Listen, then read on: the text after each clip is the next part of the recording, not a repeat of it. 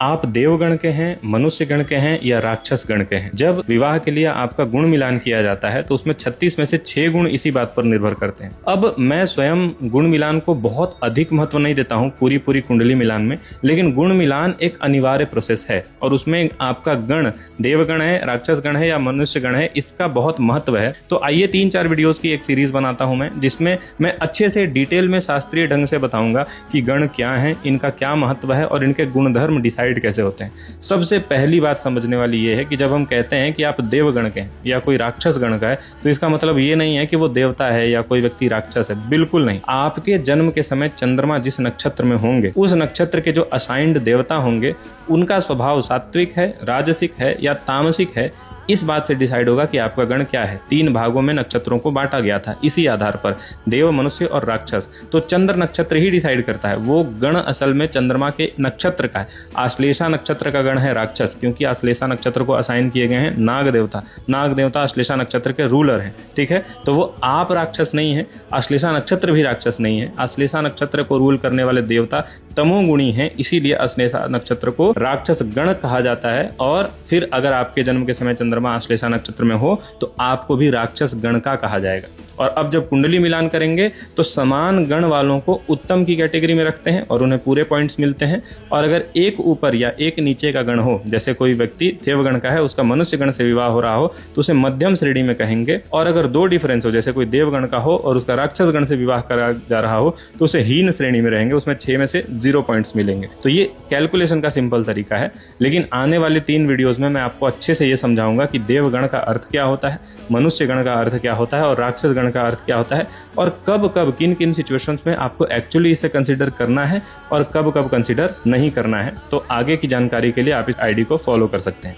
धन्यवाद। आइए बात करते हैं देवगण के बारे में। जिन लोगों का देवगण है उनका स्वभाव कैसा होता है। मैंने पिछली वीडियो में बताया था कि गण क्या होते हैं, विवाह के समय गण का क्या महत्व है, उसका कैलकुलेशन कैसे होता है। तो आप पिछली वीडियो जरूर जाकर के चेक करें। और आज हम देवगण के बारे में बात करेंगे। जब आपके जन्म के समय चंद्रमा किसी ऐसे नक्षत्र में हो जिस नक्षत्र के अधिष्ठाता देवता सात्विक गुणों से परिपूर्ण हो, तब कहा जाएगा कि आप देवगण के हैं, क्योंकि वो नक्षत्र देवगण का है। उदाहरण के लिए अश्विनी नक्षत्र के अधिष्ठाता देवता अश्विनी कुमार है, तो अश्विनी नक्षत्र में जन्म लेने वाले व्यक्तियों को देवगण का कहा जाएगा। उसी प्रकार से मृगशिरा नक्षत्र के जो अधिष्ठाता देवता है वो सोम है, श्रवण नक्षत्र के जो देवता हैं वो विष्णु हैं।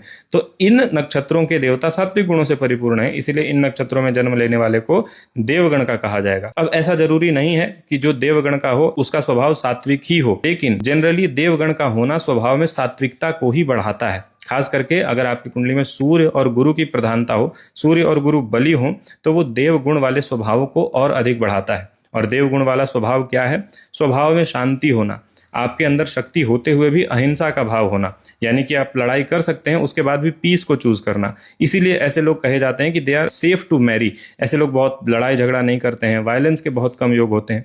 ऐसे लोग रूल्स को मान करके चलने वाले होते हैं और लॉन्ग टर्म में काफी ज्यादा स्पिरिचुअल भी हो सकते हैं। Again I am saying this कि बहुत सारी चीजें होती हैं। जब हम मैरिज मैचिंग भी करते हैं तो उसमें कई चीजें देखते हैं, जिसमें से एक चीज है गुण मिलान, और उसमें से गुण मिलान का एक भाग है गण मिलान।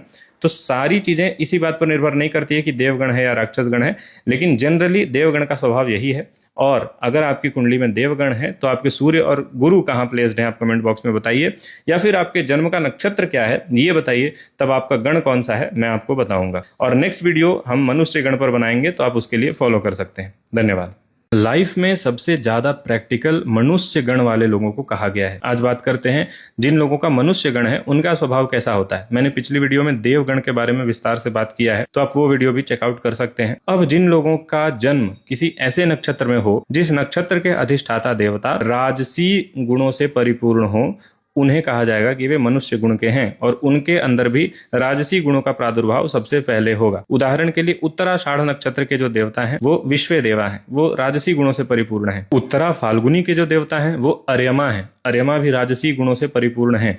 तो जिन नक्षत्रों के अधिष्ठाता देवता राजसी गुणों से परिपूर्ण होंगे उसमें जन्म होने से जातक भी राजसी गुणों से परिपूर्ण होगा। और भी बहुत सारे फैक्टर्स देखे जाते हैं, खास करके शनि और मंगल के पोजीशन देखे जाते हैं। अगर शनि और मंगल की प्रधानता है तो उस व्यक्ति में बहुत ज्यादा पेशेंस होगा, बहुत ज्यादा प्रैक्टिकलिटी होगी, वो भावनाओं में नहीं बहेगा, वो सोच करके समझ करके किसी निर्णय को लेगा।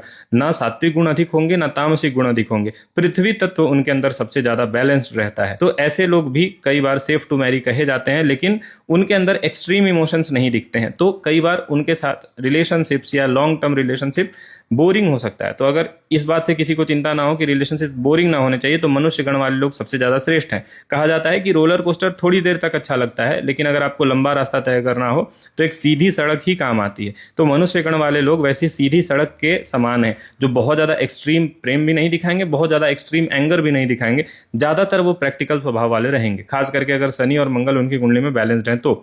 लेकिन पूरी की पूरी कुंडली इसी बात से निर्धारित नहीं हो जाती है कि देवगण है या मनुष्यगण है। और भी बहुत सारे फैक्टर्स देखे जाते हैं, जैसा मैंने पहले भी कहा है कि गुण मिलान का एक भाग है गण मिलान, और पूरी कुंडली मैचिंग का एक भाग है गुण मिलान। ठीक है, तो इसी बात से निर्णय नहीं लेना है। आपका जन्म नक्षत्र क्या है ये आप कमेंट बॉक्स में जरूर बताइए, और अगर मनुष्य गण है तो शनि और मंगल कहाँ प्लेस्ड हैं ये बताइए। धन्यवाद। सुनेंगे सबकी लेकिन करेंगे अपने मन की, ऐसा स्वभाव कहा गया है राक्षस गण वाले लोगों का। आइए आज राक्षस गण के बारे में बात करते हैं। पिछली 2 वीडियोस में मैंने देवगण और मनुष्य गण के बारे में बात किया है। तो शास्त्रों के अनुसार जिस व्यक्ति का जन्म किसी ऐसे नक्षत्र में हो, चंद्र नक्षत्र में, जिस नक्षत्र के अधिष्ठाता देवता तमोगुण प्रधान हैं, जैसे कि अश्लेषा नक्षत्र के जो देवता हैं वो नाग देवता हैं जो तमोगुण प्रधान है, तो अश्लेषा नक्षत्र में जन्म लेने वाला जातक राक्षस गण का कहा जाएगा। उसी प्रकार कृतिका नक्षत्र के जो देवता हैं वो अग्नि के उग्र स्वरूप हैं जो नाश कर सकते हैं सभी चीजों का, तो उन्हें भी तमोगुण प्रधान कहा गया है। तो कृतिका नक्षत्र में जन्म लेने वाला जातक भी कहा जाएगा कि राक्षस गण का है। अब मैं पहले भी एक्सप्लेन कर चुका हूं कि यहाँ राक्षस शब्द जो है वो सिंबॉलिक है, लिटरल नहीं है कि राक्षस ही होगा। लेकिन जो गुण हैं वो राक्षसी स्वभाव से मिलते जुलते हैं। जैसे जिनका राक्षस गण होगा उनके अंदर ऑब्सेशन सबसे अधिक देखने को मिलेगा, और आलस्य और प्रमाद भी देखने को मिलेगा। यानी एम्बिशन ऐसा होगा कि पूरा दुनिया बदल सकते हैं, लेकिन एक्शन कुछ नहीं। सोएंगे, आलस्य करेंगे और सोचेंगे कि मैं क्या क्या कर सकता हूं। खास करके अगर किसी व्यक्ति की कुंडली में राहु की प्रधानता हो, राहु बहुत डोमिनेट कर रहे हो, या चंद्रमा और मंगल ये छाया ग्रहों से पीड़ित हो, यानी राहु और केतु से पीड़ित हो, तब वो राक्षसीय प्रवृत्ति को बढ़ा देती है कुंडली में। ये गणों के आधार पर जो कैलकुलेशन होता है उसका परिणाम मैं कह रहा हूं। अब सिर्फ इसी परिणाम को लेकर के पूरी कुंडली का प्रेडिक्शन नहीं करने लगना है, जो अक्सर लोग करने लगते हैं। ये बहुत बड़े पार्ट का एक बहुत छोटा सा प्रोसेस है जो राक्षस गण के बारे में बात करता है। तो ये एक स्वभाव बता रहा हूं मैं केवल। तो आपकी कुंडली में अगर नक्षत्र ऐसा है जो राक्षस गण का है तो आप कमेंट करें कि आपके राहु की पोजीशन क्या है, और क्या चंद्रमा और मंगल राहु या केतु से प्रभावित हैं या नहीं है। धन्यवाद।